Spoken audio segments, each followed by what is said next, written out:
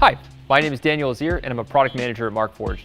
I am super excited to talk about the recent addition of precise PLA to our materials portfolio. Many of you may be familiar with PLA as a common plastic used for prototyping and fit checks. At Markforged, we've historically focused on making high-strength tools and fixtures for the factory floor. So why did we add precise PLA? Let me show you. We wanted to give our users the ability to validate their designs on the same platform they're using to make the final product. This makes for a significant improvement in the process of bringing designs to life and into the final production version. Users can now dial in the fit and the feel of their designs using precise PLA, and when the design is ready, they simply make a copy of the part in our software called Eiger and swap over to the higher grade engineering materials more suited toward industrial and commercial applications. And we offer a variety of colors to help distinguish your parts or even just to have a little fun.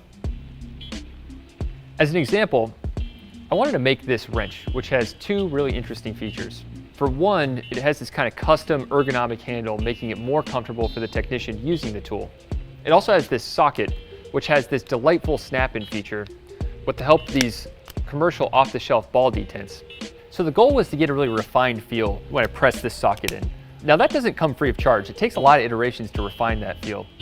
Luckily, in precise PLA, I didn't have to worry so much about the cost or the time to make a bunch of those iterations.